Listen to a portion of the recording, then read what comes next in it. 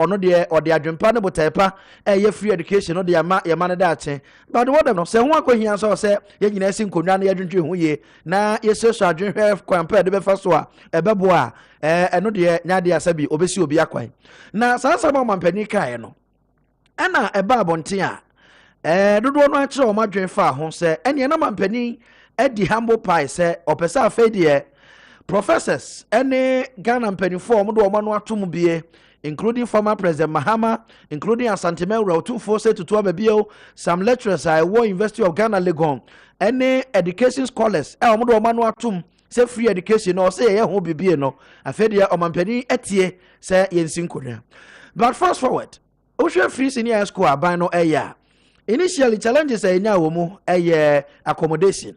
Enti abano dwe ho de ne friend double track system green and gold ebaya no eboaye abano aye ne friend comprehensive policy a wode a distributing infrastructure project was selected senior high schools na wo mo double track ho enti ba bi ho a dormitory no wo mu si no kese bi ho a classroom no 12 unit classroom across the country ya na no ene kwasi kwati share o studio ha no mo hu so mo aye ni nyina most of the schools no kura no nei double track no every ho a ebi mu eguso a nkoda no esua de now baby challenges na ba be draw na how no challenge no wo pass say no aban no through Ministry of Education hye so a oye ma PTA any senior high schools no headmasters no and is a no your headmaster na say bibi offense wo bi kurebu na enka betimi a levy parents na enka wo de age kakra it is a PTA for abo schools yi ana all students for kra PTA for yi na nka ye de aya one hwe ne ye bekwa kwa te say wo cost to money from awofo no enti oni aban benya problem and what can ho bia ma enei so call a lot of senior high schools reality pan say headmasters no problems but wo muntimi nkasa problems are headmasters no wa wo muntimi nkasa no a compound problems ni bia ma petty things bi niam kitinkiti bia e wo se nko munya wo school ho no mo didi dwuma no wo muntimi nti bi credit so say o ene nka ban ma quota bi with respect to PTA na enyete so PTA mbetimi a levy omo abia up to this amount na ye wu so afimu ni nyina no PTA betu asei na ye de abo school ni development because eno no so be mu bia ebema parents na asabi o madaroma omo ya responsible dada no omo hu se omo ma na e wo senior high school no wo mo so eboa afei ha ba ko awom aduane a ye de man kwada no enei niam abo okosoro is a fact and a buffer stock and aban de ama omo a omo fa suppliers a omo supply nuane no e wo senior high schools no but problems baby bebre muti northern region say Charles for headmasters association issue statement any other places nyina abi okra akona ne nkoda na akodi nkomo a wo mo kire so kane no sa tidua bomu a uti mu say pikama but enam say ne bo aye dinti no nipa no no aduane no bonzo odi nsu awo no enti aduane na kwa ese koro ena nkoda no didi dia so enkomodie na kwa ete say aban wa hoden eye mampani modeyo wa ya ade odi adwempa ye se obam ye mani nyina asua de free education your dream from 2008 2012 2016 now by 2017 and now odi akukodro ehyiase ebi mu kra wo ban mu ka kire wo se nkatwen na aban no nya stable answer but wo dog Ntie wo ye se obam free education but now unim se covid-19 ni Ukraine Russia wo beba ama economy wo wiase nyina ye den ama Ghana nso akan am yakwa kodum pempenso no enti aban wo sika no amode ma ba fast stock mo amode ma suppliers no enko te se ne o se ekọ enti yensin konwa na yenhu kwa be fa so a ye beboa edi mampani ko kan sa asem no se yes ye betimi ya your brother consultation ye nyina didi nkomo no na ebi mu bo mo nsa wutie Dr. Clementa Parker ye ni di nkomo e wo Kessben ma chijumedie so no Mr. Speaker edi nkomo no omo bo mo sam so they are ready so omo mampani be kwa kosia but enra mampani a sha probase e wo central region One Obatampa FM Kasoa ekodi nkomo on the issue of free senior high school ebinom de susie ba se yema binom ntua omo de na ebi asabi omo mu odu kakra se me papa kusibu afo ene mpanifo bi a omo ye si wo suni adi komu ntua omo de ene sabi omo a ye beka se omo de omo betimi atua omo ma de no komu ntua no mambani ya no tiawa ede magana fo nyira yentie nsemo mampani de to dwane bi Nkofo adwen sana na se nyamai we na u ba be segregation discrimination tem bia de asembaba Okay. Better. Let's have a system accessible to everybody. Wow, private schools radio. Which means Akuoko fee paying exercise, but public sector schools. I percent a whole everybody in Ghana. So Papa Wusiko, Unisiko. So Busia 40 year, 1 year. It's so we are about Fry or Ghana. Now you're Ghana. Your person quine now school now kusia de papa. It's the public sector schools there. It is better that we make sure say it remains open to everybody. What was the special arrangements? Emma Uma. You are free to do so. Nobody is stopping you to do so. But the public sector schools, they have to, you know something? Nobody a lot of people in Ghana wouldn't inside a very important fact. You know the first country in the world free senior high school policy? The United States of America. At the beginning of the last century. So that time American development, let's say ADL, is not much further than where we are now. In the 1900s, just before the First World War. But one of your decisions said they will invest in education and open up the educational thing for everybody. I have no doubt. Say, one of the year our educational system can be part in America. Okay. High school, but be America. So only America need walk high school free.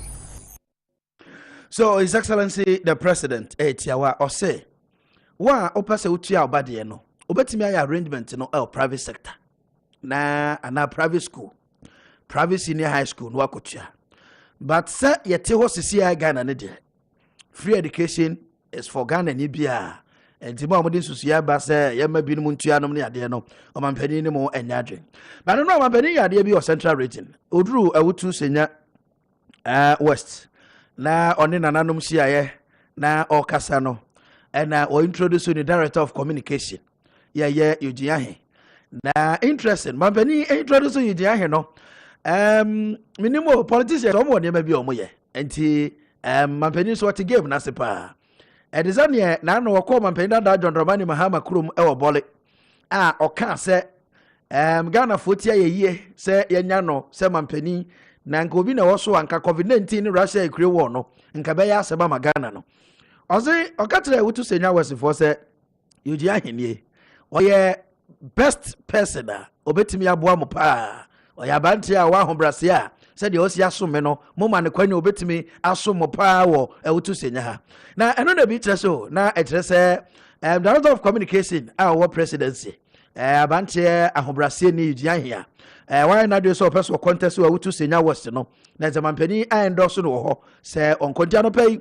director of communication our presidency yuji ahia ya we show the best of luck we wutu senya west wani so ade hunu say obekwa akosi o manem we mrase bedwem no mampani anya ate hu de wan kansa wo kode but mampani anya ate hu de na yenso ye bompa epa eta wachi say wani so ade hunu no entimi emrem afei in central region hwan so key issue na Ghana for ka ho se mampani ayi no se ne appointees no onye reshuffle onye nsesen kakra ewo mu no eno so anu ye ode bai ni yenti no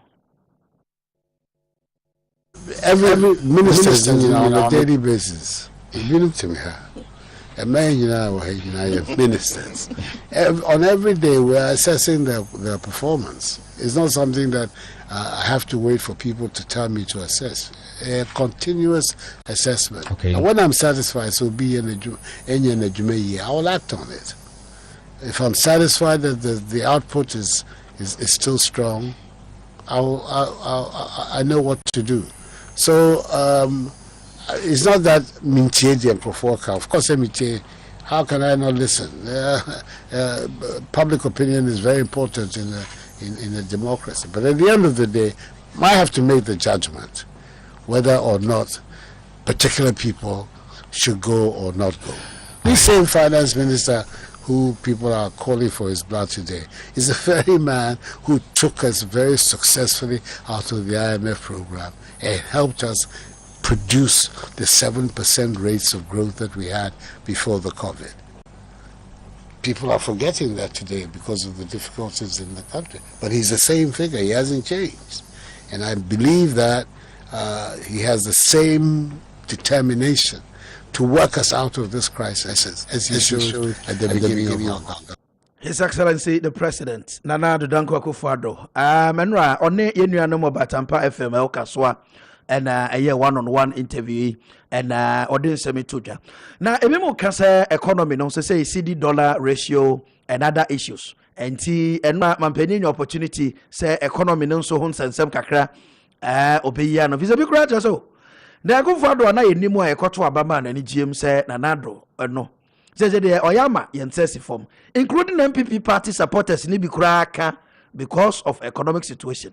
Ekye say ni aban no kyerɛkyerɛ say ewiase na ye den other countries in yema mo ye den and e bia ka Ghana ne nyina no including the party supporters party for na bi kura no hu say da bi president betimi aye better than ne oye no edibi no mo bisa economy ne ho asem na eno nso so no enra mampani to the bo ase na ono nso oyiya no e de kyerɛ Ghana fo nya yentie mampani e kakra e ba no sena na nema no discuss am na nyo e ba no na nye 2017 the lowest rate of growth in our history, certainly in the Fourth Republic, 3.4%.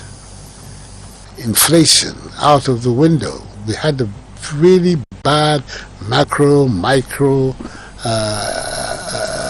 atmosphere in Ghana. And so you're bombarding Ifrimu, repositioned our economy. We became one of the fastest growing economies in the world, growing at an average of 7%.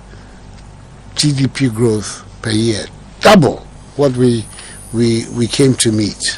Okay. And then these disasters occurred: the COVID, the war in Russia and Ukraine, the war in Ukraine, the Russian-Ukraine conflict, which has disrupted not just the Ghanaian economy, okay, the world economy. And those who don't want to recognize it, they want to bury their heads in the sand for their own political purposes. It is obvious. Let me just give you a couple of examples of Asma making. Okay. Year 2021-22 budget in November. So you know, sir, budget BIA, one of the main price guidelines you use to calculate your budget is the price of oil, because of say a power BBR crude oil, it gives you the energy to do everything you want to do. We budgeted at that time in November last year realistically for a $64 barrel of crude. Okay. This year, on the average, crude oil prices have been over $100 a barrel, i.e. somewhat 60 to 70% increase on the original calculation. Okay. Freight rates have trebled. You have an economy where you depend a lot on imports. Freight rates, as a result of COVID, as a result of the Russian-Ukraine war, have traveled across the world. Global inflation. Even you have biggest economies in the world that are suffering serious inflationary pressures. All of those have been also transferred here to Ghana. And therefore, we know that virtually all the factors that have brought about the problems in the country are of an external influence. But nevertheless, what I keep saying is that the issue is not that you're in difficulties. Difficulties, they come across. In life, you get difficulties. But the issue is how resolved are you to get out of it? And that is what is concerning my government now. How we will find a way out of these difficulties and reposition the economy in a better place. This IMF initiative we have taken. It's part of it. It is not the whole of it, because there are many, many things that we have to do on our own, which is beyond necessarily a short-term engagement with the IMF. What is the IMF engagement? It's for 2 or 3 years. We need more structural reforms in the Ghanaian economy that go beyond that. But it is part and parcel of what we need immediately to do to give confidence again to the running of our economy, because of the difficulties that we have gone through. I'm very, very determined that by the time I leave office in January 7th of January 2025, that the economy of Ghana will be back in a strong place again. That's the way in which I'm going to be able to help my party break the eight. Break the eight. Well, His Excellency the President of the Republic of Ghana, Nana Danko Akufo-Addo, Enra Enkomo Enyinano, One Obatampa FM, Ewokaswa Central Region, and Edi Nkomo. And key ones, no, and he say, I say, Anya na by no nasa. Na wiase ahokyere sabi amaka sia kura ho akyere wo na ehunsunso no bi na aka Ghana. But the here say man no, one na pamfo no ne say.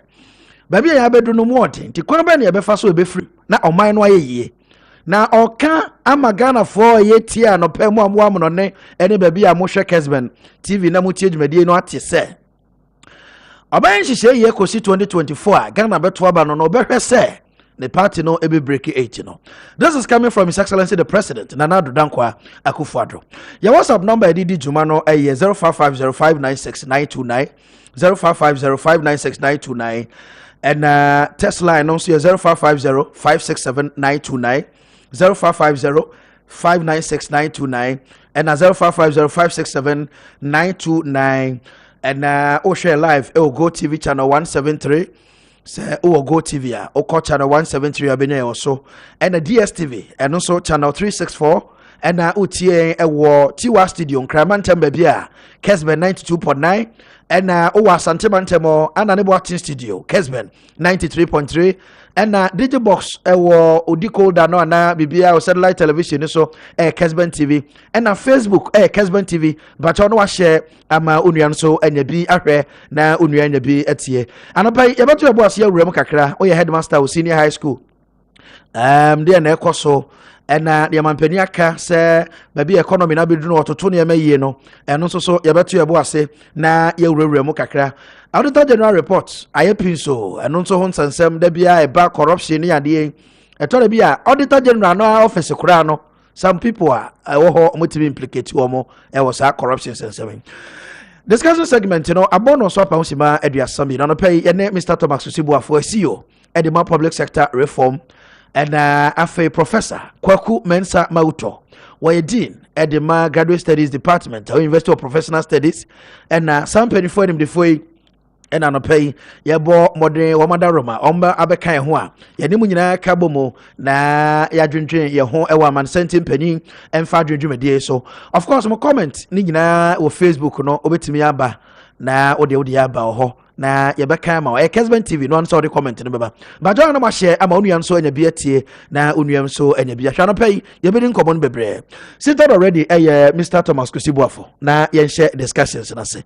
papa no pay me mwache na bibia kama de ya me adom twa microphone no hwe wa no ye kakra ma me ha say dey yen yes the edin kai mampani central region komo no yebebu no apapo but public sector reform I'm told to say mo yes kakra bi ewo corruption auditor general report abey corruption no mo so mo yema fam de say e betime to ase specifically other sectors to say DVLA passport office ni ade na mnim say mo to ana mo bi ho ho nsam akosi say yo medase menia na menchietiefo no ma ehwe ne de wo mu say Temwa MPP aban take over power 2017.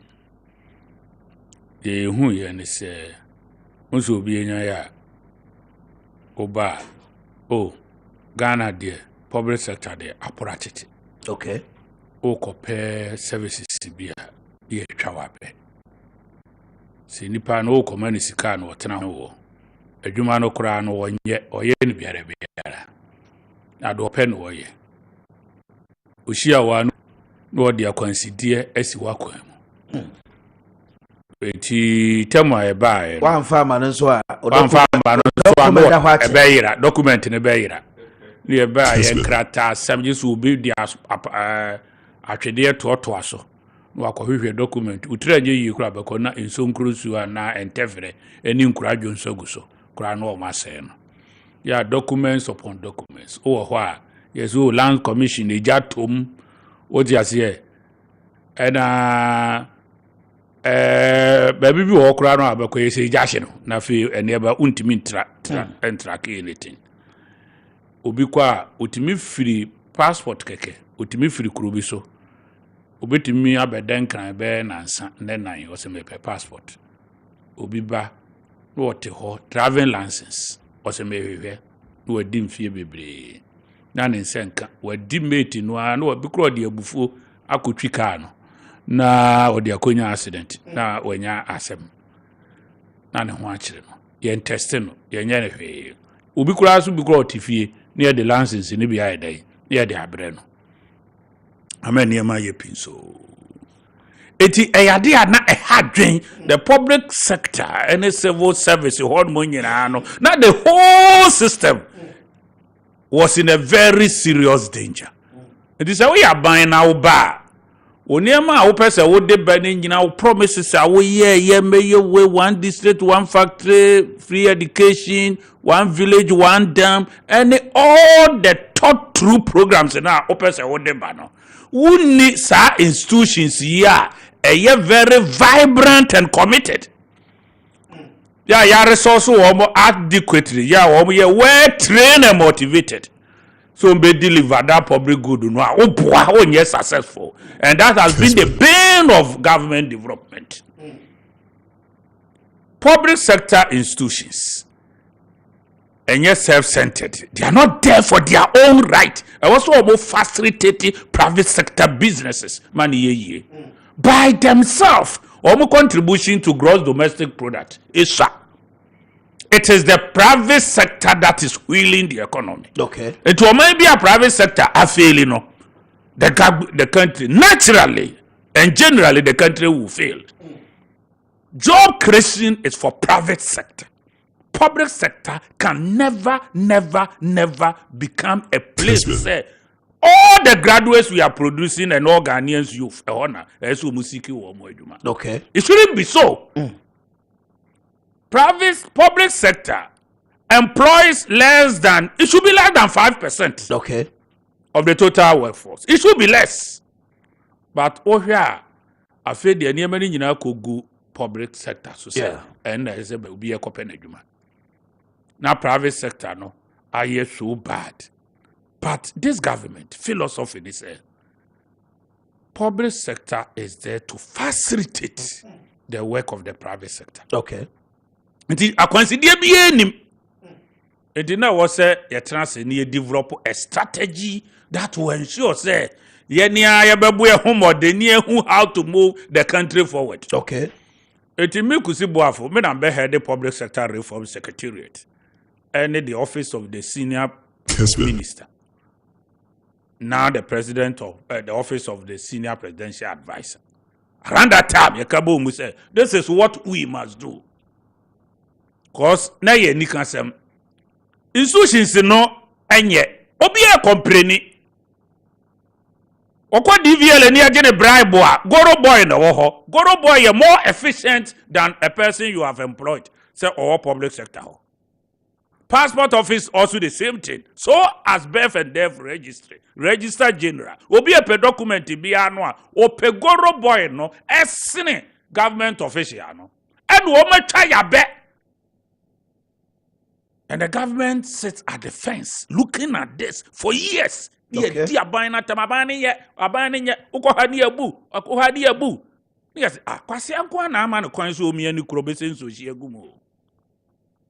let us do something about this situation. Then let us develop a strategy that will ensure, say, public sector institutions are moving forward. Okay. So we develop the national public sector reform strategy. Me too quite around. Me namfaha. Na senior minister and so then senior minister. No, so namfa. Okay. Mikopie Rwanda. And people have heard about stories and stories and stories about Kusibuafo and Rwanda. Okay. Them see about the Rwanda way. And to hear the ye typically it is about Rwanda. Typically it is the same thing that Rwanda is doing. They be cry a sign or na nakura ado the institution bi wo ho a ya move no to be first class. Ebi kura drew the level of America. When the kajira will say DVL we be ko ho no mo a ye serve no ye ukwa akwaje o driving license na unum ti. Okay. Yes. DVL ho.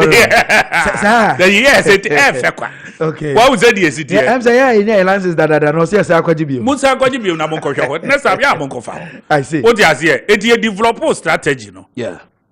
Yeah, but running from 2018 to 2023. Okay. It by 2023, we will be finishing whatever we are doing under the first tranche of the strategy. Okay. And no strategy do any. We be the actual Ghana. Okay. President and a crown no crack up. There no na yeah. Said we are the first one. Camera na capture. Camera na capture. I don't say. There be that other ten said you the chairman. There be dan say ya. Say ya. Aha. Camera na capture. Camera na capture. On be capture. Document in here. Yeah. And in this document, yeah, I don't know dictate which direction we are going as a nation in terms of public sector institutions. Ni actually we almost say job creation is for private sector. And your friend on National Public Sector Reform Strategy, NPSRS 2018-2023, delivering for citizens and private sector. And you say the crowd now on delivering for citizens and private sector. Okay. Amabo bien wa private sector and take it off wa minua aboa enipa. Okay. Amamo bien wa yan fan private sector adwini mu say wo mo na ye engine of growth. Okay. Nti oma peke. National Public Sector Reform Strategy NPSRS 2018 to 2023. Yes. Delivering for citizens and private sector. Very good. Office of the Senior Minister. Yes, okay. Yes. Eti de na wo mo no nie. Yeah. De na here na say one rest on 6 pillars. One of them and now 6 of them everybody intend them. Capable and disciplined workers. Uni bia uni nipa. The attitude of public sector workers. Attitude of public sector workers is a bane on Ghana. A bane. And yet, Obi sorry no okwaduma me pabanya adwuma me padwuma adwuma ne nye na no nkofo bi ba me ho se yen transfer omo memoa omo ne yemfo mo ko ba bi foforo adan a computer na abeji adwuma no a oye ya wa wie ni ho hu na attitude prosi ni na beche ho anyanfa we bra no do akoshe mfichire no atwa wa be ukwa ha na wo yaji we ukwa ha no you can use such persons to develop a nation. Some of them are really persons not suitable for public sector. Mimako Rwanda ko hunu se obi sika frato na prosi ni afa akoya announcement $6,000 near the amano. Yes. Kigali abonte so. Ka ha se ga yirbe jaw. Ofra na asase de kromfo tem. What asase de. Na mizabafo. Police ni nam tesa no ha. Aye. Ana seko ha. Aye. Ana edum. Aye. Ana kedetia. Aye. Na wanya $6,000. Yes. Na odi aba Kessben radio station. Abe announcement. Police officer abaso wo hu obi sika ofom. Ni details ni. $6,000. Nti odi abra ese anya announcement ni pa kro magina de. Ni pa na ba. E wo Ghana ha. No adana se. Ni wadru airport. Na sika aka ho a local currency. Edo so dodo. O pese uja no kurumu honom. Eti se media no na prosi ni na kire wo se fa kogu box we ho na ahiafo boxes ene ade ewo wote ase nti fa kotum ni enyi ni emfe nkoma o mokwa ni register no wa twere odi na odi sika no wagya na enyina gbum. Hey, can you find that in Ghana? In Ghana, close to 70% of people we employ at public sector are not suitable. They are not materials. Their mindset is not a mindset of public sector worker at high levels. Ya person will achieve bibi. And that is what I have seen. Qualification, the Omu will be. We have the best PhD, masters, professional accountants, but when military they come, qualification, one more venue, the almost here and the almost pocket, and they compete with people who are coming to look for services. They compete with them. One of the CNE, however, be a man, wow, Koye say, no, I pray with the ato, the friend Goro boy, no, now Goro boy, no, they prospect at the Amano. So Goro boys are taxi drivers. Yeah, Omuye says. Okay. Adema Womo. Second one, no. Okay. Yeah, strengthening public sector regulatory framework. Nyama when na yo. What's a mraba? Na Ghana ya mradi ya kosi even three act. Ya mrawo enua kura ho. Aban we ya mra papa. Kenya COVID in the ba ya. We even move up to the Fiscal Responsibility Act. You need to say government to spending beyond a certain level. Budget deficit. You need to say ASCD. Abani kodru. Afe ye modernize and improve work conditions. Etu ukwa work environment. Ye ba ye no. Na ministers na pro atete. Go and see what is happening at the ministry. Go and see now. Okay. Go and see beautiful things that are happening. Okay. Adia even Ministry of Finance was a pauper. Air conditioner since hallway up pro and there have been massive renovation. Okay. Go to Ministry of Education. Na time. Kohe Ministry of Agriculture. Kona kohe niema na time. They don't even have computers. Any of their day and 10 time any of their day and since kokwa nansi and agent fre na agi hon mu nyina afa. The place was even Jubilee House. Jubilee House itself. And since I know Kurana Kutipompo ni Kurana so anana honyefe. Tan call. The place was completely appalling, even Jubilee House. Udru babia and Crawford toilet yinumu nyina we na entutu Kurana wa carpetim e wo Jubilee House. The seat of the president was in fact a pauper. That time honor bong, I must honestly tell you, make what my appointment letter. Na baby, I'm a cocoa na bong at the Jubilee House. I practiced it. Now go and see what you find for yourself. Go to the ministries and see. They will speak to you about what is happening at the ministries. Say na. Go and see even ordinary painting. Kuranoni enye na honyina pro atete.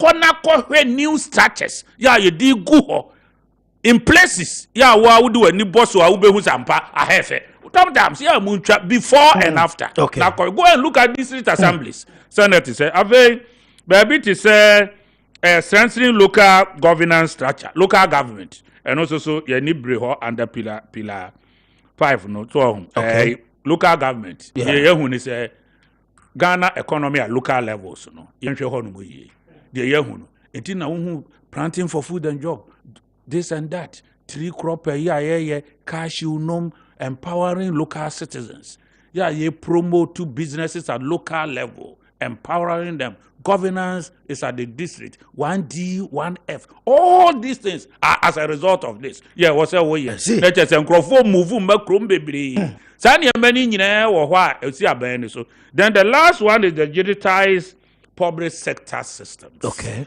Very good. Digitalization. Yes, and this was launched by the president. This particular day was launched by the president 2018 August. Okay. What you see? Accra Conference Center. A lot of people came, including the World Bank. Archbishop Palmer Baka on the Bompire, the man. Okay. We invited Haruna Idris, the minority. Okay. They all came. Okay. And they were very happy. That for the first time they are seeing a lot of changes here. Eba system and digitalization. Now we must improve. For council. From now onwards, in the class will be at the one worker say, I just will be said, Medru say. A ho any a shall say, empower. I did do institutions in this one. Immediately after this document, I saw Kopeska. And we started looking for money. And baby, I ain't Ghana for you're interested. Yes. Me acquire my license or DVLA. Yes. menim say genuinely Elsenka me qualify there me try my exam to pass ya my mo kakra na be me tua registration fee kakra be 100 cedis bi yes but we no na so offer chire ko tua be 500 mo bi yes mo bi ade na mu boy 100 but one tua be 500 mo bi a wonsanka yes me copy passport me hia de friend no animanimu ya ana say yi makwa ko tua be 200 Ghana online form affiliate 1.5 and normal one 100 cedis but one go fetch the anko 2000 Ghana cedis am obia my member director of passport deputy director of passport Haruna my member na baso anopay one ni nua mo ako misabafo na no bia na say mo na passport ewu na mse me ko renew and yedidi nkomo bi so bi amanje bi ka chem say me for 2000 Ghana cedi emergency passport meal 2000 Ghana mra no I passport amame enti me am na me say no me call passport office na me am tu ka ko ho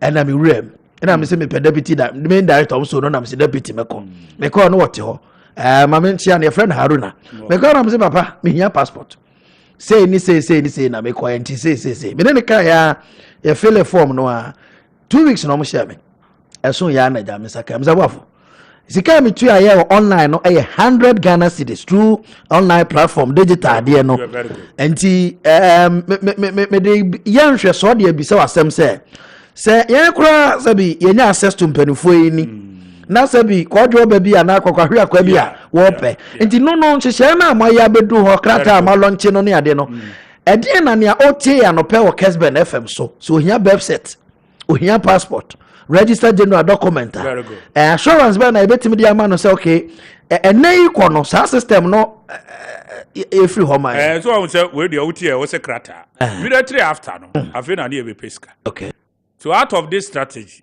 you develop project you have a public sector reform for resource project you have a resource mempe nkrata asembiem I'm looking for resource and you launch here okay etieno na ye pick 16 selected institutions bia yes so important now they are 13 ye fa passport office and na ye fa DVL birth and death registry so what you say we mu ye important institutions ya ehia ye pa I know the Ghana na bia answer birth and death there wo ko ho mre bia wo ye wo wa ene ye beye o birth nyesa ena wuwu nso a ene ebeye wo death situation bi enu nyina wuni ho nti se mbre no kra wo de yakọ a wo betimi akọ deputy director of passport ho kra menua untimi nko e wozi obi nekoye so what you say in all the two situations nti e was here resolve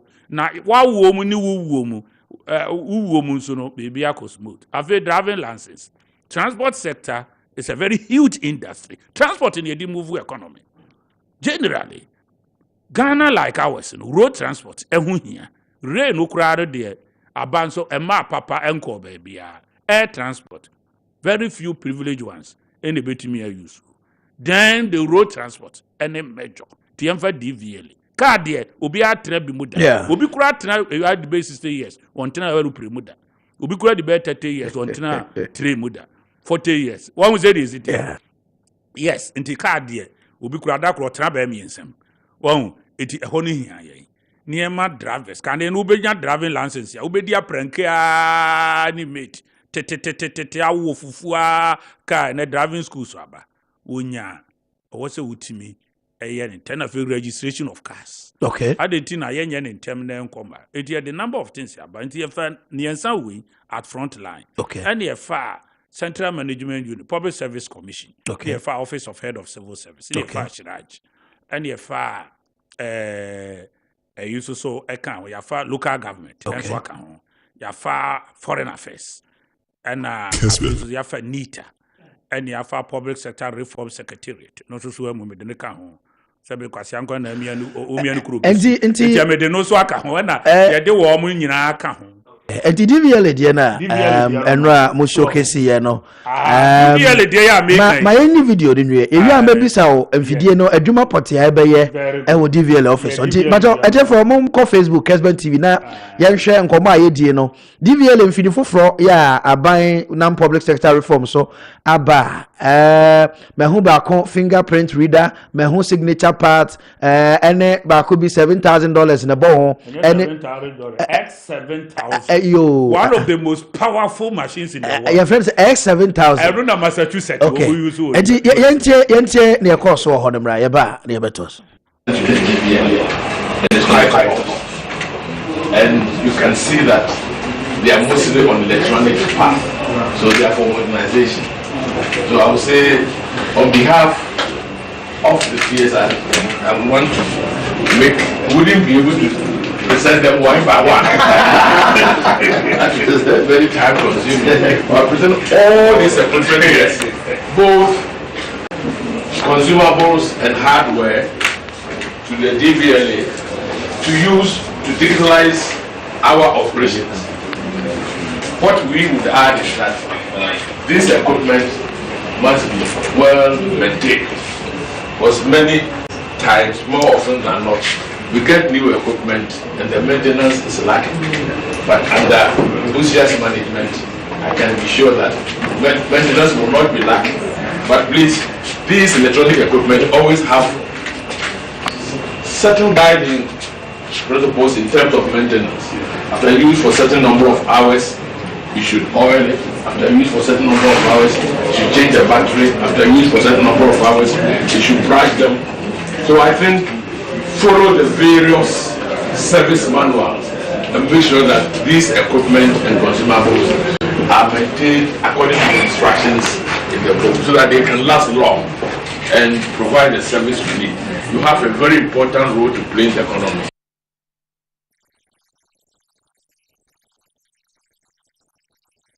Senior Minister, now Presidential Advisor, Oyadeye Osafomafo, and Motis officially enra, National DVLA headquarters, Enkrai na Wamode Sanyo Mano Emano. Mr. Kuzibu of public sector reform, see you on so Ejinaho. Mr. Mabacho, HF4 will be interested, sir. Yebehu, a lot of issues are around the same FDA. You be able to be a DVL office be across the country, and now a only centered in Accra because you're piloto, and now say a central system. Amodia ba, yeah. If we say DVL by up to 2016, no more outsource printing of their licenses to private sector. Okay. And to say, who adopt digitalization? Yeah. You be use Ghana card near national database ecosystem. On private sector. It is dangerous. Now the DVL are private sector. Yes, and I know printing. Time immemorial. Only machine. 2017, we got machine, you know. But the machine also no. By December, na nemraso. Na DVL under private sector. Yes, DVL. And you could license a private company. I see. Yes. Only God knows. Only God knows. Okay. Bagana say it's serious. That is why I'm saying that some people are some fain now because say now I feel maybe can say DVLA was under the mercy of private sector printing of a 80 now beat him say mitifie menya license. So now what? Yeah. Mitifie menyabi, mayese menyabi. It was dangerous. It was more so than near denam. Obikura no so nim kaka. Onya license ansa na wo ko den. Oko suaka. One of the times here in serious. Ma menche mo na tie for intimacy. Where nipa okwa license no edi nipa nkwa ene nam kwa so. Okay? Nipa nkwa to say Akuoko. Yes. This abuafo. Who personal car kura bi betimi asia obetimi afo passenger car at any point in time. And I thought the big crowd said, you call baby, o professor over foot trotro, and anti nipan kwa, and now omodinam. Okay, now ya privatize wabra, obereno, na Akuoko di baby basa. Nti private person so sebio, Monumanu see Obia interest and so be making money. Obe making profit. Very good. And it's our own interview, no. I mean, Uncle Henry. Sabi manusu sumuna so se bi kura we di dem ana bi kura sabi wo etire yare bi ana wo how bi onkoye sa na me nyina na obetimi atua sika na the license na ma no a no otimi nya bi no ana so wanya bi otimi nya bi around that time it doesn't get serious. That is why accident bebre that is why me ka tro say na ye wo ho mo no na serious I see. as a nation but to us yes in 2017 o mo machine so nya no 2022 years December machines no e wo problem abeba na wie ne mraso also we discard no DVLA may either return to private sector again or only God knows how they will survive. You see a diagnosis ne said there be under this project yeah in $32 million they say no now DVLA must come on board because it's a huge industry. So, yeah, I did bet me a coon tem. Yari a secret me coon tem say accident. Yeah. What you say? COVID the current company pantem sir. Say car accident. And you could fashion. What do you could become? Car accident is just a here say and a kuma yare for a woman. Or more who did they have a create me. Oh, no, a baby any annual baby any annual MC. Me who know Jubilee House until Edin Como. A born on Trinity program, yes, yes, car accident. It yempe a papa. Now, Yakope, the most modernized equipment in the history of this nation called Ghana. Babidru. A machine you use in Massachusetts, in Boston, or USA. Yempe. Dear Juman Eba na babe printed license no bien to me and could traffic in film. There was several chambers a day NIA records bebaso. Into a one year bebre. A wo fingerprint recognition. Yeah, we don't say see so ano. Now pick it from NIA there and be migrated there back. What we say this city. Enti nya se wo fingerprint no a wo ye NIA ti na make a nipa bebre so obi ankonya NIA card no. And Ghana will use one card. We don't say see so a be picking wo DVL on. Baby a ukoye training or driving license and wo ho ne ma nyina no. All your information will also migrate straight away into the printing room. When we say the CTN, yeah. Any other consumables will be so keka. Yeah, and also you be used to Ediaka. A detected at any point in time. One problem be a baby more say fake be arrival. What the information are any bar a be detected in term. Na above film. One hour be printed 5,000 of cars per hour. Driving licenses. 5,000 per hour. Multiply by 8 hours. 40,000 a day. And they be printed. What you say? Yeah. 40,000. Now when you ni atoma omo. Ba kon printing na ba kon sense e kire bie mu nsanchen.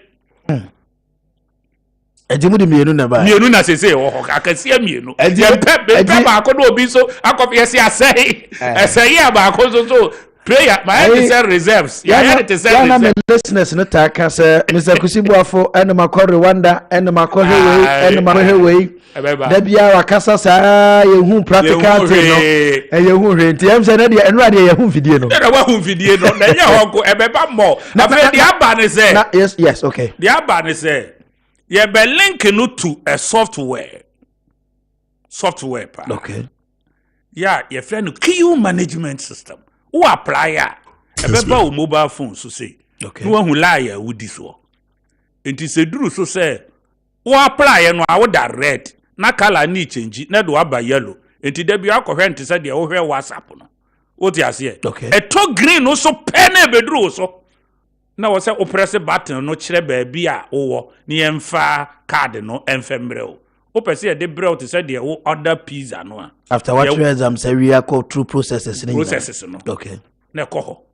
Enti ewia ye de bebre o. ebi a my digital address ni mo mfa mre me na motor rider wo ho what you say no so ye link with Ghana Post ya wo mo so be yes ade immediately na e ba wo na say where call DVL office me compare licenses me co renew licenses me ko don't waste your time no onya wi a wo fi a yes delivery crab it me the what but then we will build what you say one stop shop you be sitting or regions ni bebre one awoko e ho na de be ba beto enti e ho hia so obeba ha information ni nyina na obekọ computers isi ho na nipa ebobo e de details ni nyina gu so na e mo asoma na wọ na tikọ wo mo say enter na ko machine ho de that okay na machine no so cross check immediately this is a split second let me ask the question is it only for Accra and mobile centralizing or this was all the 16 regions I would DVL office. How is it going to work? Machines were there for the time being. We are printing in Accra. Okay. Na fi cars in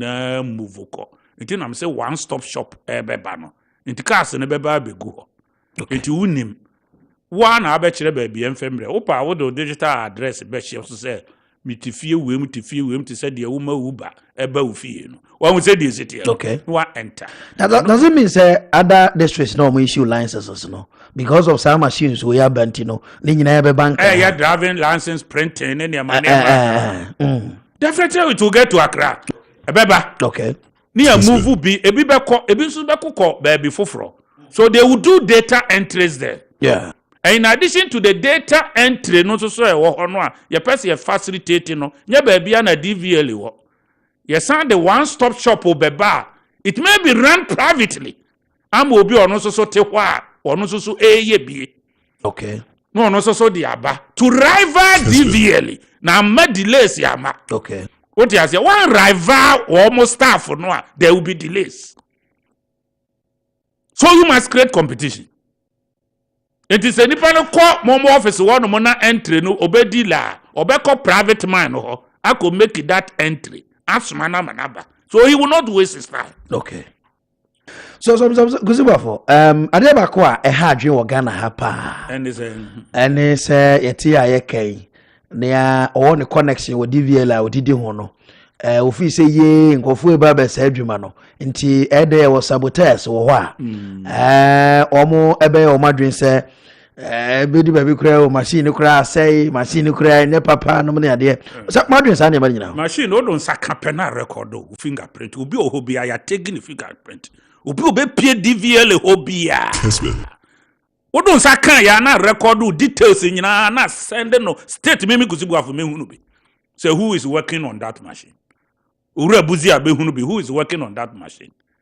What you say? You independent verification agent. Yeah, you have fun on so ebe hunubi. It will go to the World Bank. Maybe a kwaji is every okay. It yenyi ebe hunubi. It won't room hono krano. There are designated people that will be uraho. Yeah, I have voice recognition. And your voice here, the door will not open for you. What you say? Eddie, we must change Ghana. Okay. We must change. We ebesha say be. Oh, it has already started. We are giving them the go ahead. Your results were free. Say, machine we no. Any bear 2-3 weeks. Ebesha go be. Say, yadema. Said the SCC one. No, said the SCC one. Okay. Of course, your call we no. Your call ye eba no. Na official ye anything na. SCC. Omijidi say wamukura hiano bo. And they are very cooperative. Okay. The DVLists are very, very cooperative. They want to change. The CEO and the deputy CEOs, any other, they know.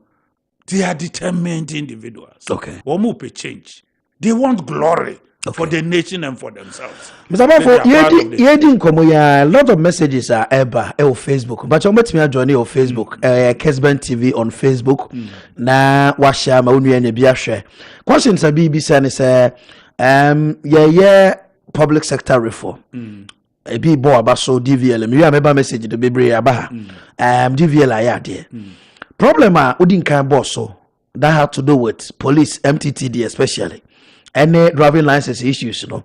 Ebi mususu say o share other countries they say sport fine. Say bi amenam kwan ho na bia metwam wo red light ana mampaki ya posi ni owa bro chichiwa ye wo bibia empimanim no watini take it amount na ebia wakwa akotua enu no nyina akwa aban ho bada haidie o man 20 Ghana so we na economy na yede police officer say bi wo ye adwuma aban tua ne ka no o say economy na yede nti no 20 no one 50 ebi kura castle say da bi masa first na ye 50 o say ye 100 e hono so mo dwe ho mo hwe wo ye eno de on say usuma fidi ya na ota de tete ase uchi mi ama mate ho but mete ho so there will be enforcement. Yeah, I better recognize you, I better link it to your mobile phone. Or cross traffic light. It will take money out of your mobile phone. Okay. And next time I walk acquire roadworthy certificate. Yeah, but tell you say no, Udru Kaswa traffic. Udru circle traffic or cross. As endorsement in the number plate. No number plate. Be embedded. By microphone number. Be embedded. I have money here. I would say it. And if you didn't be I am an India boy. I go pushing me too much. Maybe a jeff for the ABC. A jeff for it takes a thief to catch a thief. To almost say Mako Rwanda. Rwanda member. And you endorsement or number plate. Yes, definitely. Do you cross red light? Cross red light. Cross red light. I recognize. Okay. And I said, better through mobile phone also. So the whole thing is digital. Or national identification. Okay. And actually, national identification, actually, what card no actually was it. In the bus, and I recognize it. The Bekwa Kuchini up mobile phone, so says car was so and then got him free. What I say? And got him free one at the train. Second, only roadworthy, CBU. Okay. The license CBU. What they call her penny, I can't tell. Say, no, Okrano, oh, you're reckless. Into reckless driving, will get a segment. Or what's no so there will be reckless charges. Okay. What I say, I say, no, okay, date you in that date in super penny, plenty amount. You're the Indian account. It's be TSS. So, how will the public sector reform collaborate with police? MTT department sanema we mabe effective. The public sector me ni burial me tentacles from government up to anywhere. Yeah, a government institution. So it is everywhere. Me I mean you say document to him. Yeah. Me current IGP. Your friend Dampare. Yeah. Unimupa. Into Busano. When you new to this strategy. Okay. Yeah, he was invited several times. It on when one on ICT. Or no crime van ICT boss. So the ICT person. Okay. What you say? And we be moving no ako empokrano to the extent to say even renters nyinano. Ye be say and some will be rent to fee no adequate documentation. Yeah, the national, ebechere will say we're too free haba. Na ne home formation. If you cry baby, I would to a free no one lad berica and now water berica. Or maybe transferred. And some woman a down for from. I see. Until the war no rent now, the man no bet me at lad bill. One when you lad bill, no, I bet you free with him. What was it? The first business a binomiano. I call bank away, memo bank be any be a call bank away. Now, Wakoji loan. Now, what default no a call bank be any credit reference. Is here a Bank of Ghana asynchronized system? No credit reference. Yeah, I'll see you, Maza. How do you acquire won't be who's all the Kawaho? Aha. What was it? City? Okay. It is our system in the whatever. In fact, we must move Ghana forward. Ghana never honor.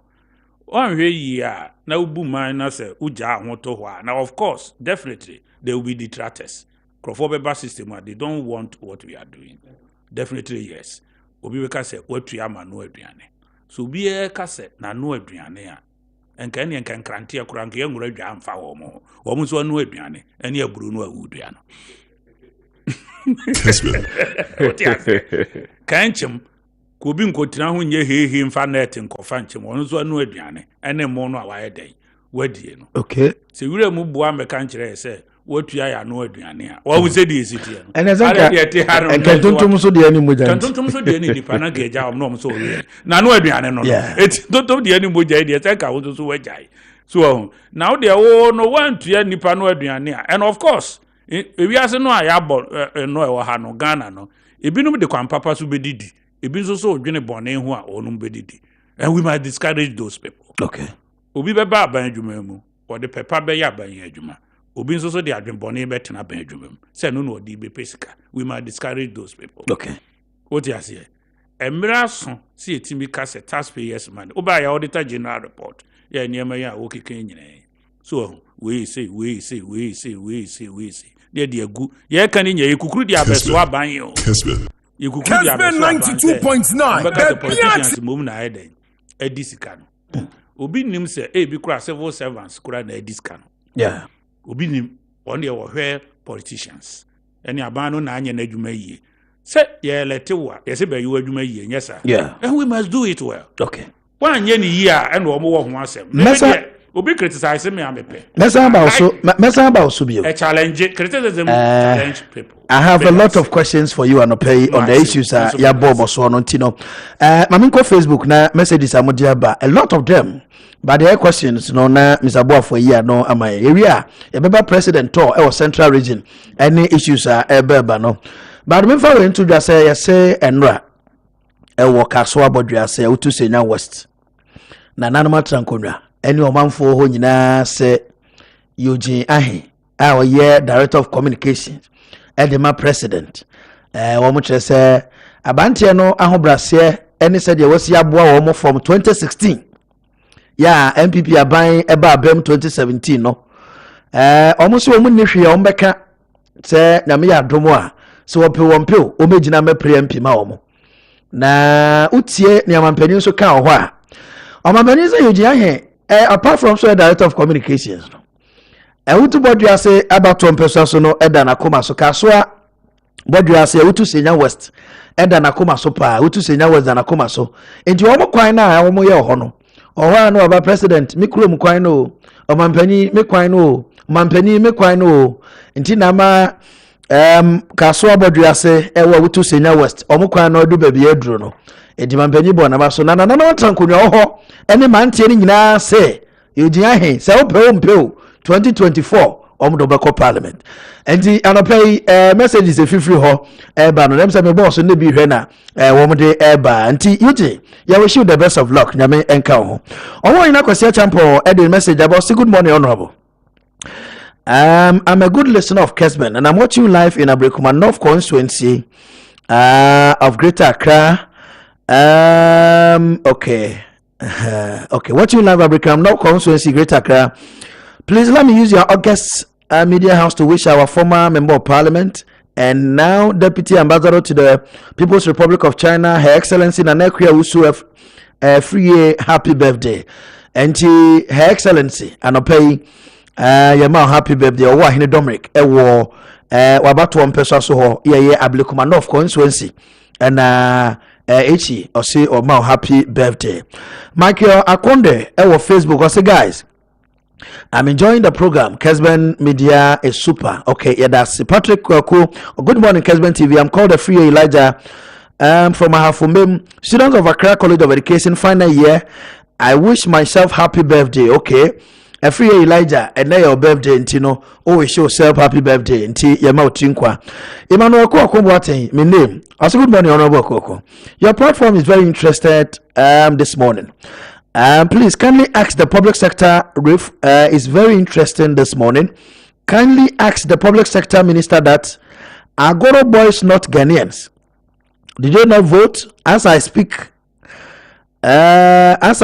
with you, the MPP secretary at Tafopankrono constituency, and I also a member of NAPCO personnel. As I speak with you, NAPCO is no more existence. Please ask him for me that when I wake up in the morning, what should I do? Can't I be Goro boy?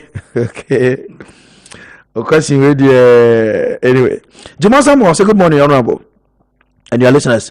I went to the passport office to renew mine on 22nd February. But I haven't received it till date. So if I may ask, is it because you know their boss? That is why you got yours first? Okay, he is asking that question anyway. But also Odiano Mr. Boafo or see 2 weeks in I'll see February. That's almost about 6 months so until Rebecca wants him. Say allow Richard Bonso. Also, do you think you are talking to your Oh, okay. We are more personal. Okay, let me come back to WhatsApp no so na ya ntoa so ha. Na yanko WhatsApp no so na ya ntoa so ha. Simman Ewaton so also thanks to the government for making cola possible to Ghanaians. Times are undoubtedly hard, but I believe things will change for better Ghana. My regards to Alan Kojo Trematin, Bibia Bear fine. Okay, Shifman, Ewa Tunsu, need your day, Eba, no. As a good morning, Honorable Akuoko. Good morning to you. Auditor General reports financial irregularities. The Auditor General Department is one of the financial checks government machinery that ensures that tax relating to procurement, logistics, or dealing of top governmental developmental agencies are carried out with due diligence. My point is, financial irregularities that have been rectified within some governmental departments must not be taken lightly. We should not sleep over this hardcore evidence. Another investigative institution should pick it and deal with the matter to serve as deterrent to other people who are interested in doing corruption. Aaron Babakon ewo Latebi Okoshi and Ode Abba. Aaron Yedasiano Pay. I'm telling Road Minister Honorable Makwanta that if his government had listened to us, government wouldn't have been here to demand e-levy before more roads in the country to be fixed. My brother, Efiekuma Takradi Zongo, I think this government is not getting its priorities right. A government that needs more revenue to be able to undertake projects won't suspend road tolls. And also, so Mr. Boafo, yɛbɛka ho asɛm kakra anɔpɛ roto no nso ɛho nsɛnsɛm no akɔsi sɛ Akuoko, please tell the MPP man to tell Akufo-Addo, Nana Addo Dankwa Akufo-Addo, to pay Gold Coast security customers, else we'll vote against them. Okay. Bank of Ghana ne Gold Coast security nsɛnsɛm sɛ ne court menim sɛ ɔmo court case na Paulus Elkasweke how atwaso. I'm watching you live. Greetings, Honorable Mevisa Akomsi. Okay, Paulus, yeah, that's it. Good morning, Honorable Akuoko. We'll listen to the president. He is the man of integrity, man of wisdom as well. Almighty God brought this man to Ghana. Let us continue to pray for him to make Ghana a better place to live.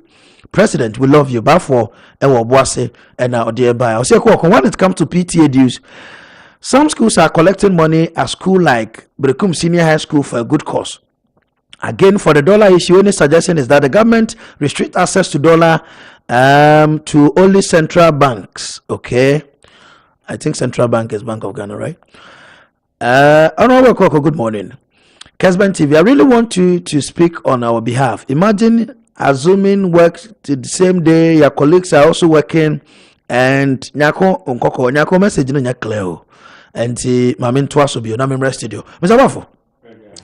Tobut ehon sansem kwafo ka ebi bisa honsem. Modi also they are not cutting across. What is happening? Already can say Tobu. Kessben. I believe it should be back.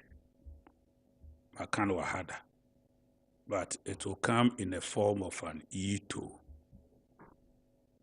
Yeah, human interference. Any other DBA a be generate ska. At least a bit me and ska ye debe road maintenance. I'm ye Papa Adams. Medicayaka, a home commodity air cost. So Sebe, you who are no more. Okay. Tia to maybe a near man boa. And see, Mobo Bosu Bedua. Ye Bobosu drew ne drum pempen so. Was a finance minister, Eddie can hint it. Media, a honor. Okay. Or can't catch it. Okay. No, a bassa na policy level. I say, move to cabinet. Emma said, or Matia Siana. One city city, I deal with your Pessia. Kessben. The information may from a reliable source on the say, or Matias. Okay. Inti minister cry Eddie kind, I'm a chibi. Aka. Processes here, you be fast one, you be establish the U2. Okay. U2. Definitely that is the form it should go. Okay. Now traffic, say traffic. U2 so beboa. I'm a traffic here frequent. Say nipa no kwajia no mfebima. U2 no so jejia.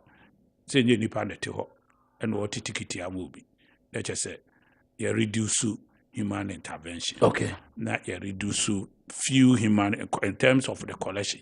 Okay. Of the money. And when eti wombana ko onkana koma to the me meti hono mihwehwe sika pampan ti won dey want ka ade discover baba ban ho bi ade manage ho okay any bin so kan auditor general no so yes ehona me do sha sei mami ntie wi na ya ba mampani to ne nse wode atodwane kakra na yakoti for msama for auditor general report sika aban djuma fefa nkofo nsase eya ye obi bese annual road a afi bia eba mami ntie okay so you can say audit ya so you can say audit ni ade djuma auditor general ye ni say onhwe se aban sika ehun kontabuo no ebe comply with rules and regulations into compliance aban embra no ashafa ni sika ho regulations and odi afa ni sika ho to audit adwuma no an se obehwe se saa mra no ye di so pepepa na so na saa regulation no so ye di so pepepa na skabie wode eye de die untimi mfenko ye bi ena de die bi untimi mfenko ye si agise utimi justify ni ye anase emra ema ho kwan nti ewo baabi a ewo se ofa ansa na watimi spend aban sika because ya owo mu disika nyafu obi enu abetime di aban sika nyafu tinano meni NDC ni bibishia ha osi o skai kura no a omo koji aba afro ese hono eba bedura omo bediri nyafu na msi aban sika na wo kan nyafu sa aka ho no emrada ho ye wo auditors ya omo behwe na wo mbra emra no kura ni mu ese wo kura wo kono a wote ho a wo spend sika no unim ehumbra na ya na eniema bi eno nso no me wo public sector me no auditor general no ebedi enkomo no ma kire no se niema we won kire mu mfa nkire media me kusi boafo am wo hoyi no me say auditor myself me kusi boafo me chartered accountant for several years okay into me auditing okay ana ma kire audit up to Association of Chartered Certified Accountants of UK. Even British audit. That's what I say. I see. I mean, I'm chiro my dear. ACCA, ICA, we, my chiro my dear. But me produce over 200 chartered accountants. Okay. Intiminium the American. My chiro books, baby, they are far auditing one. You use no, even at tertiary and professional levels. Intiminium the American. Terms be why audit terminology. I was an auditor general to me chire media to me be a on pay wo auditor general yen adwuma wi yeah or the core parliament and san wo makotena speaker de bema finance committee no matena se ni afre institution no ni afre auditor no and an representatives no maba fancy auditor general so beba ho no nipa na be yi ensem na no. And the question me busan say, Sani ya aba out. Eye do de come speaker no no bi a leaky e de aba na ana said the akọ audit committee ho no a omo mfre institutions no. Eno na obi a leaky ana eye dien have been at the finance committee several times. Ebo ha be wi no auditor no kura no etim pachew. Auditor no kura hu so ayem from so. The auditor. Yes. Yeah, what your report no. So I'm address. Too early say be crucify institutions no. It is too early. And na audit terminology no so obi nya. If you auditor general hokran to nim say ekro audit report. Your terms be to say. But there some of them are. Your interim report. Okay. And obi to me who media house be an insaka interim audit report or te hosen krofo ediska. Auditor General, have you explained what is meant by interim report to the general public? Or what you say? any irregularity. What is the meaning of irregularity? Any audit error. Your audit irregularity. Near audit errors. What is the meaning of audit irregularity in the minds of ordinary people, or professionals and media houses? Are they all chartered auditors? Are they chartered accountants? Do they understand international audit standards? Why explaining? Have you made those documents available to them? What is IAS? What can you be there? What did your friend of fraud was say? Woman new application I say. No in processes ya audit to call and sana betro of final report no woman in processes no krano or motiasiana. It tells you say there are certain things in the media domain a mischief. Other say call parliament you will be a leaking number. And the parliament is starting investigating say I didn't know crowd so after institutions you know ebusa woman.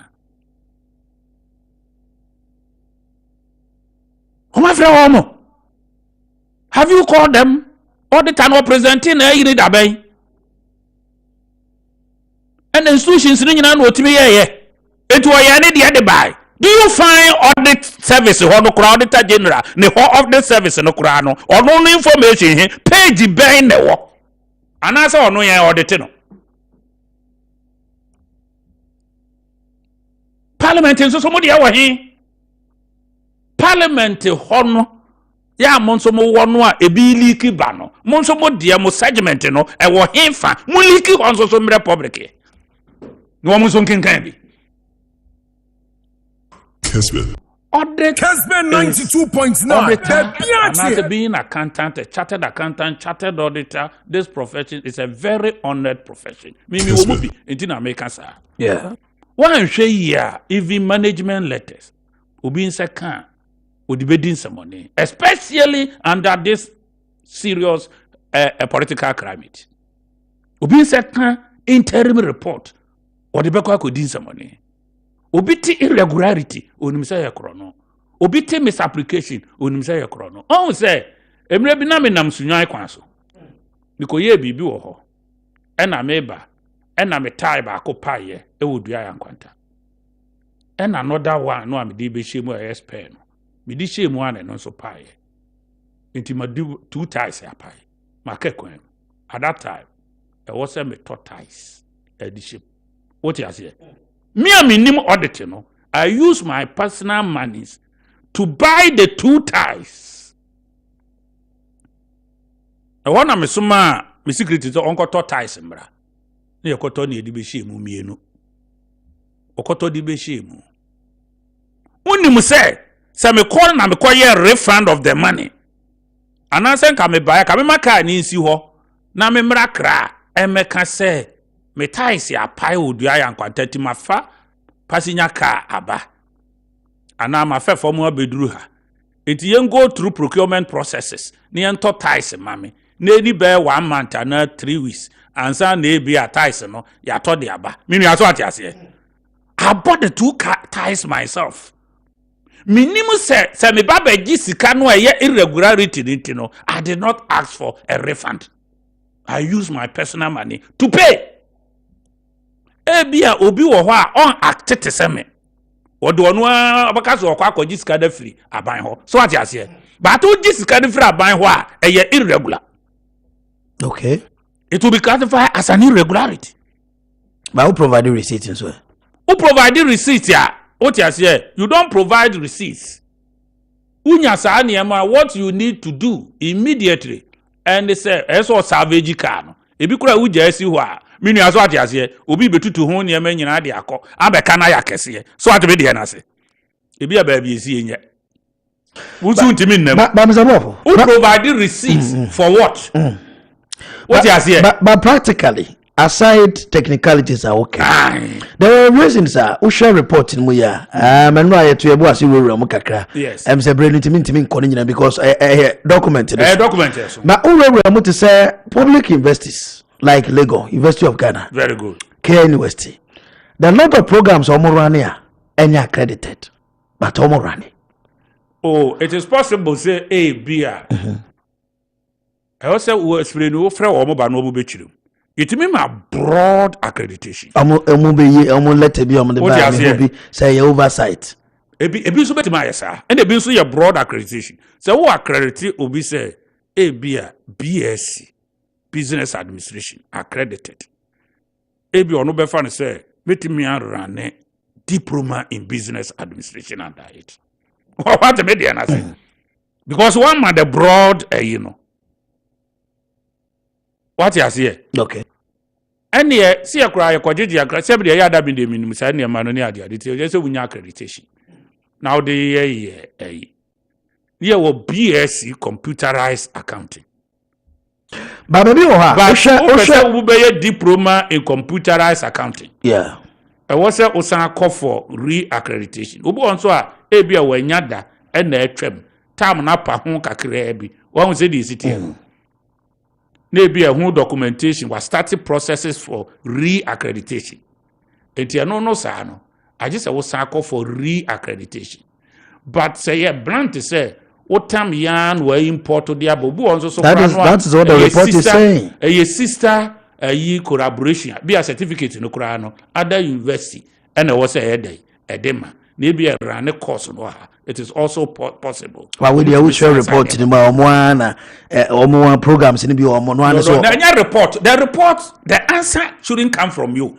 Okay. I was a co-parliament. Okay. Now University of Ghana Teho. More say when into the year. What you say? Now finance committee is also members egu na auditor general so no more prove so it is like a court. And it is a yama audit query. Yes. Na management response omo edebema auditors no. Yes. I will say you do that stage you know sound yet to me a crucify obi. And sound na many nyina but it is after the accounts committee and the be make the direction we are not so better on the report. Okay.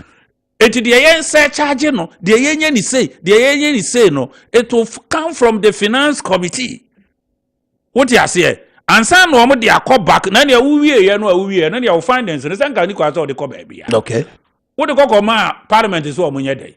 Because the law no actually say faculty parliament. Yeah. No mo nyɛ no mo the report to abroad. The report here we read a audit report to ana say a findings from the finance committee. Findings from the auditor general. Yes, and Mimi Kusibuafu, I won't concede to that.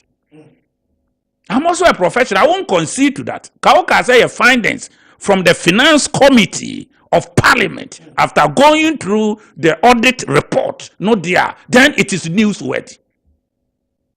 This can be tapped by propagandists. What did I say?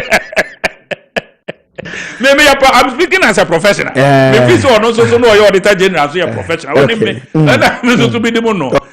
you say? Maybe we be fa until say Meko Finance Committee na mentimi enyima no anama nu yie no enye satisfactory no. Finance Committee so say did the Finance Committee. Okay. Ono so be recommend it. Say yenye we answer charge we wonye refund we wonye say who we are, then you have very comprehensive then that report becomes authentic.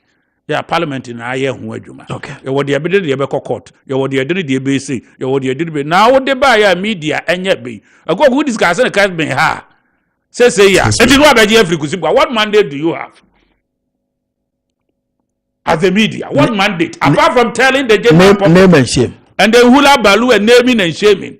What you say no? What will you achieve? Yeah. Can you make recommendations? Say as media houses, you believe that the audit funding kusibu afu yen funding tum, ana yen cheno, ana yen way.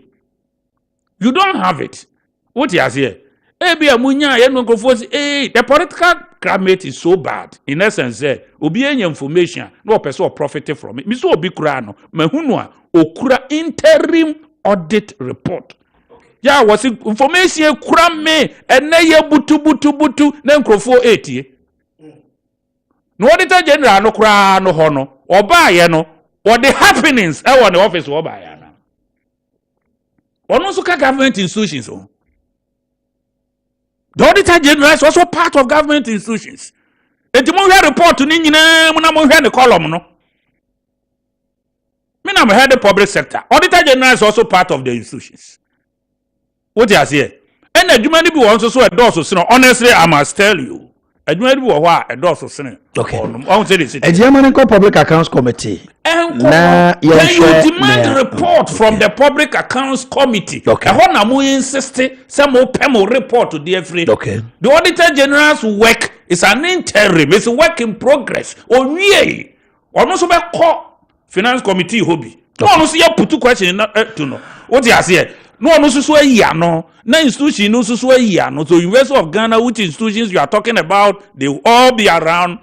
Na feya busebusa wo sebanu wa ntimia etomre bia I've been there na because what I've been there etomre bia the Auditor General office concede say hono no say ya na say bi okra no a wa correct na wie what you say ene ho ne ma wa ye ho kra bi okra oduru ho no na document bi nye eyi I've seen report om say ye kra but public ne concern is every year Auditor General report implicating Kofo what the EMFA processes are working a call Public Accounts Committee or Parliament e be we na implicate but the basis sabre no the observers are worried say as a country who see actual biaso to serve as a the Auditor General report must begin with recoveries that it has happened so far until I'm so indicating public. Okay.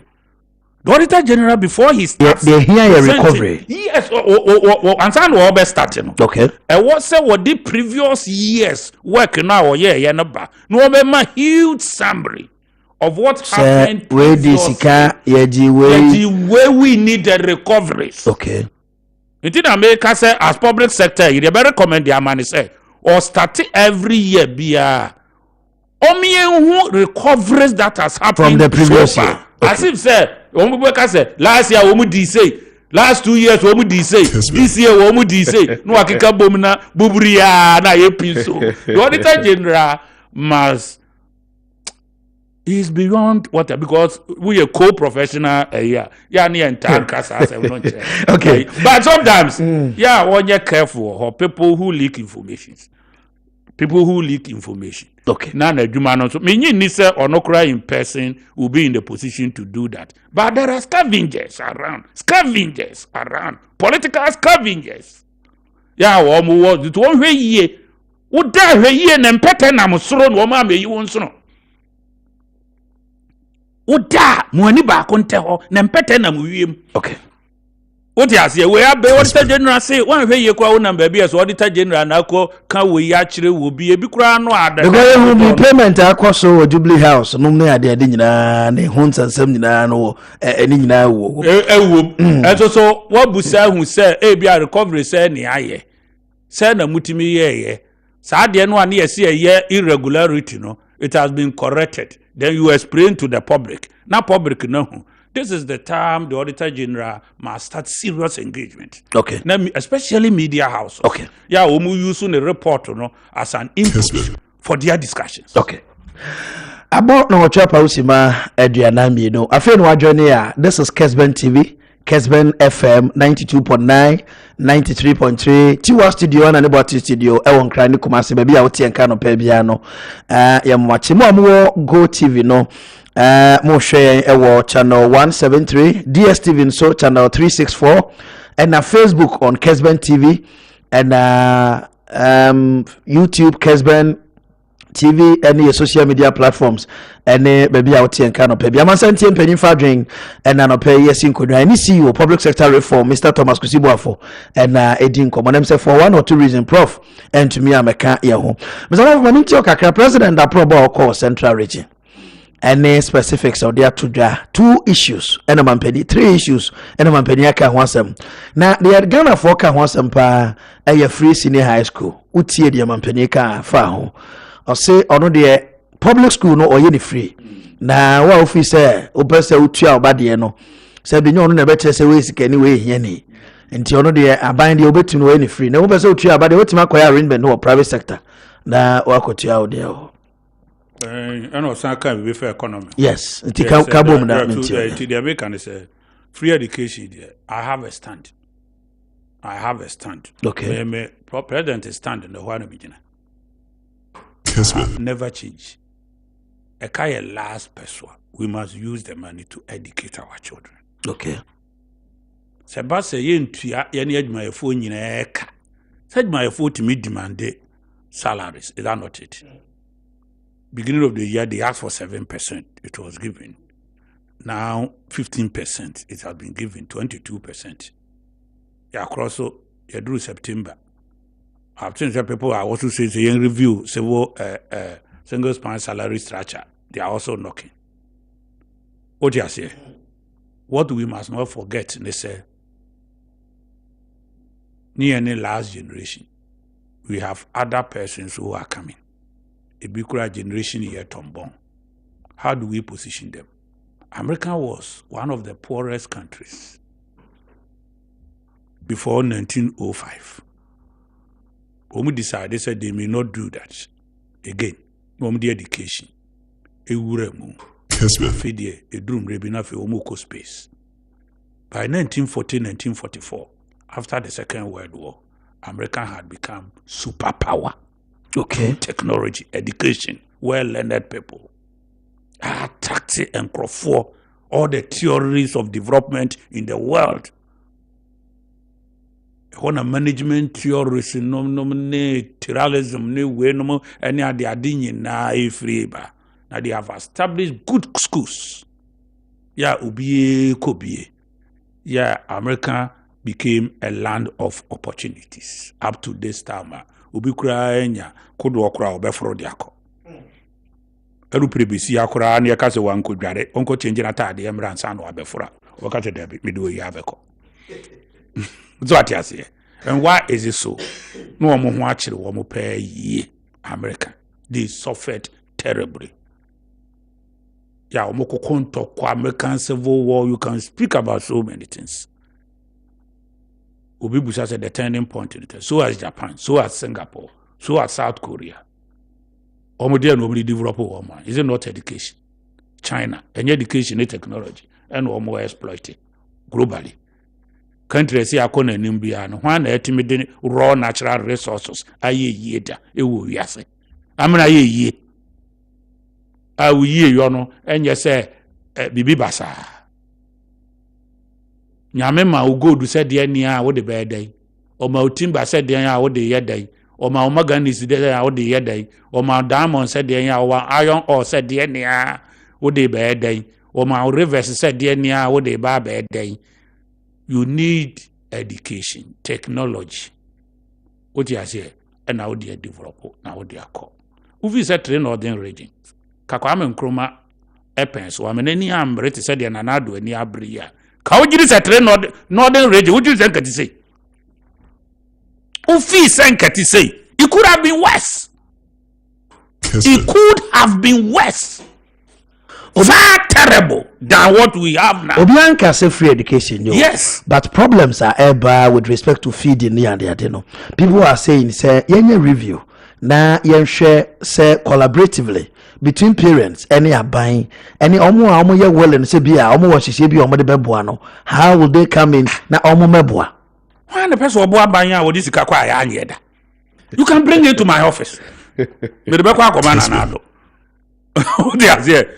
Would you na sa sorry nyina ye appeal at the boy hiafo Rwanda wo call omo airport a box kesi esi wa hiafo box eno na wo de Rwanda sika no de beka ho di kotum opa eti ba bia I want me question as you ti say bia Akuoko me bako school ai na kwara na mama say omo fidi omo anopa ewie anwumre ana bia anopa na ewia but anopa kwa yese bi atidua bomu a first ne mu pikama ene ya ho kira banti aye sebi aye eurobi kakra enke bia ebetimi ama headmasters kakra na enkono so e de support so aba no akra e bia me so meboa ma nkoda no nso manya ne peche kakra di na aboa ma nka bibia e kama yankara bremu ne nyina no omo na ko secondary school no especially train northern regions no ho ne ma no omo kura bi okura no mu feeding grants na nko oyetimi suspend ho no ene ho ne ma around that time sana free education bebe okay the problem no there ho yankara bremu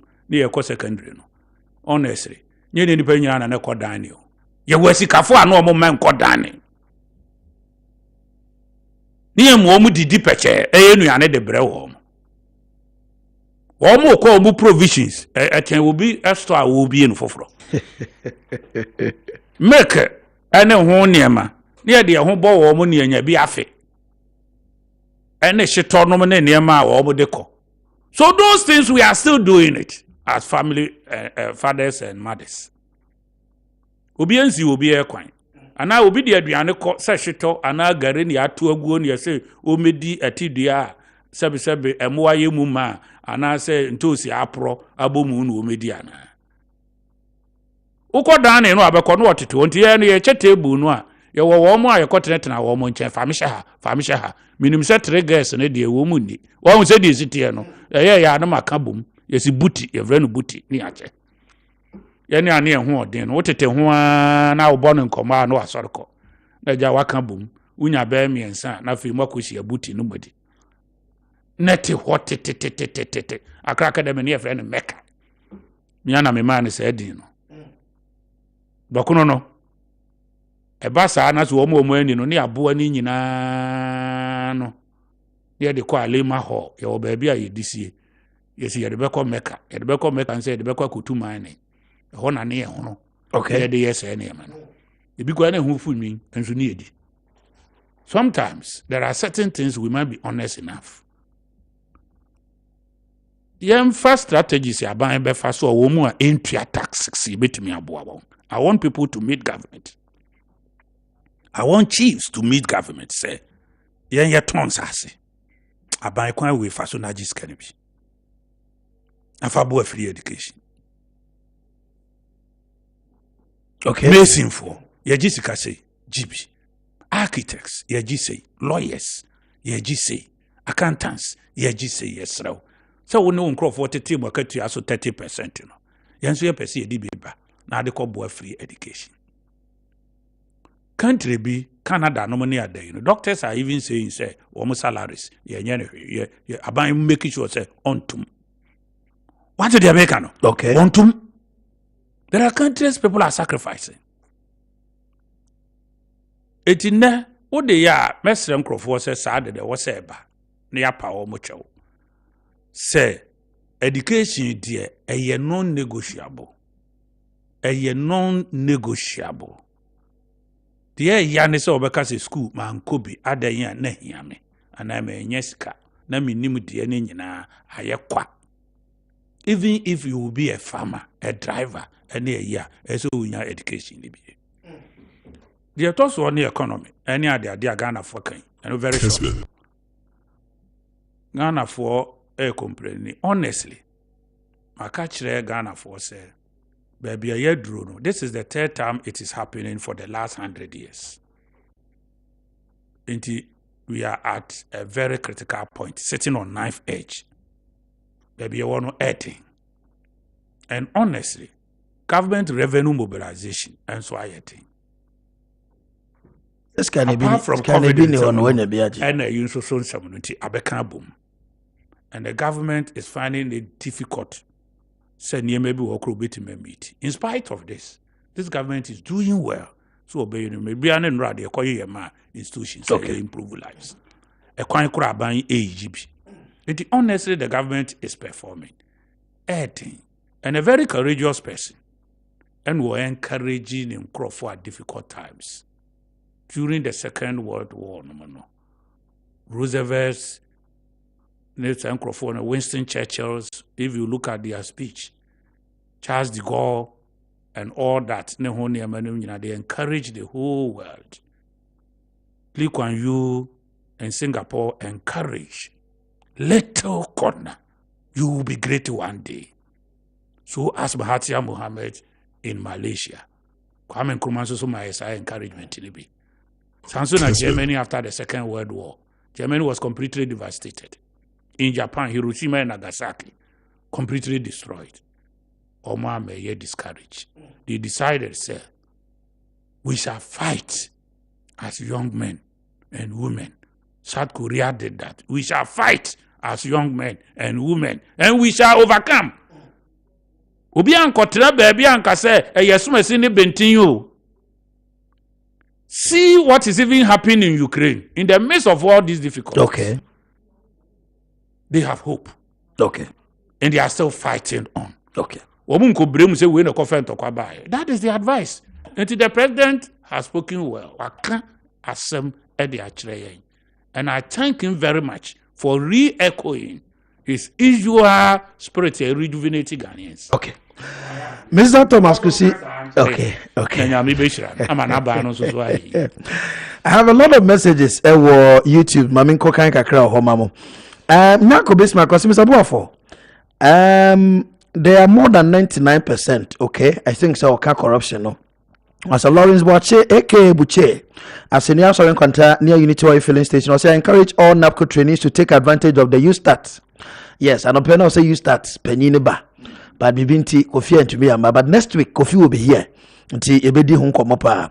Elizabeth Santua was a Mr. Kusibuafo. Yamin Shra pa Okanokre. Na metionka na bibia ayekama. Eje yeboa Kusibuafo o kasadotro. And so unshow bibia. Daniel Andam was this man talk and shout sir. But unhuni omu yebia. Ebisafo in Belgium. Was you do everything at your city council for your license here. After you pass both the theory and practical test, you don't need a new shops while we have offices already. Okay, and also the suggestion, no. Tony Duggan was a free education mass well sitting program, but now it is getting out of hand. So president should rethink about his decision. Say on will be engagement, you know, ABO. My memory of so 5 minutes. Na yemetie monso mokakra. Amansan Ntie mpanyin fadwen. Yaka and semno bebre. Sema ya bobo swano peno doso yaka mampeni to aoko ene ne waka de afa free senior high school ho economy ho na points ya bobo ni nyina mamutie bi ena auditor general report so yaka ho sem kaka na public sector reform as is high so adope ya ho adwuma kaka ntin sembe num ena no pay keka bo mu a ya bobo so yeah. Good morning. Good morning. Akuoko Kwarteng. Yes, sir. Pacho did say now, Casafre. Pacho, your training show yellow. Seven Pacho, Yentie or Daroma. When you put shit out when you can see a bar. When you put shit out, Kusibuafo. Namatia, a good. So, Ola no Munyo, say, yes, I had Jana and Kaka Krebin Kakate. Yeah, Mamintio. Mr. Kusibuafo, can be free. One say. The problem in now what's in it. Also, more almost a sex cow on one channel. So the $7 $1, and you will be the economy now. My young to me, and you begin to buy what can you be on from one? Listen to me, make me baby. No, training me up to me, baby. No, I'm not it now, no, it's a sex cow. When I bet you said, $1 we make you see, $1 we make you see. And I shock a woman, I'm a man ASR into a slab.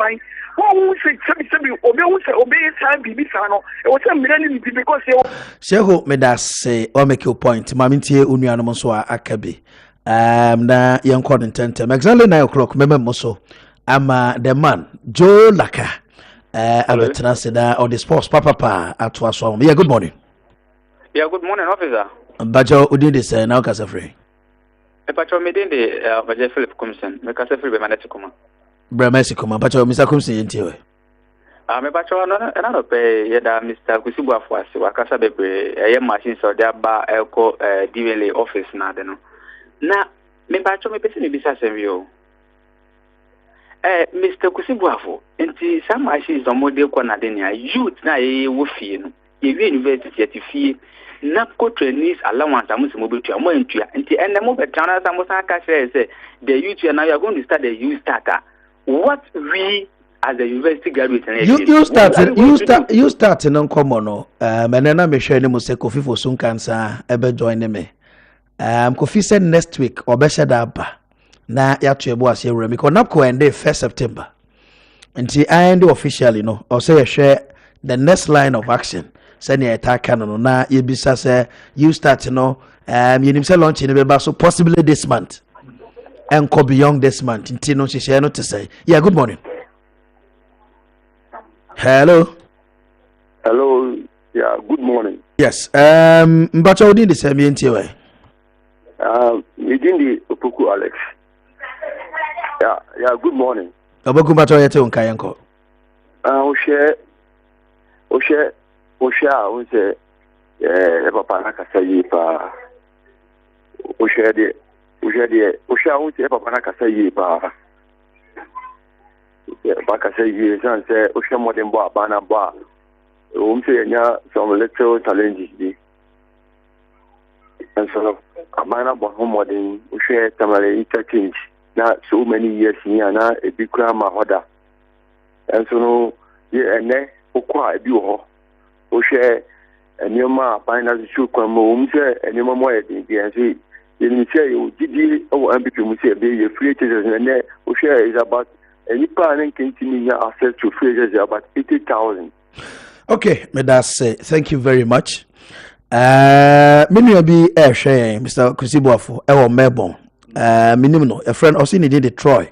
As Mr. Buafo is a good communicator, God bless him. I'm watching him live, Melbourne, Australia. And all share intino. Troy, only more Australia, more share no penny no. Yadamasepa, maybe no aso. Me muso, Joe Laka. Papa no to me, be the man. Never na sports papa or the aba. Na honorable Kojo Bana Hinebedi, former DC, Suta. Na ne mame. Nimpon. Piese ne mame ye bienu. Debio. Okay, ne mame ni nana. Okay. Ne mame ye Beatrice Frimpon. And then yenya nkrase uja na kwa Suta. And nana comfort canin. Enti honorable Bana Hinebedi akwa no pay. Ya chia baby a obia nyame nchichore. And na first school Akuoko Kwarteng Debra. Oko school or Morning Star School. Cantonment. Way free. Andy ni sister. Sylvia Debra. And or say young wish you happy birthday and pay eti you know who's you are there na eja say nwa on never a good boy you know who's you are there and pay me dey kwabena Akuoko Kwarteng Amansan Ntie dwumadi madaroma mosomfo me na me di ho chia me e de bremo me ne Mr. Thomas Kusibuafo CEO e de ma public sector reform and e be so ma no pay akuya PCA asarabedi akon and na tiko e no mchinchim ne ma nyina ma me mama mu so ama Joe Laka obi bisa me na no say ko Joe Laka dia oboye so tire mu yeshia me tire mu Joe Laka at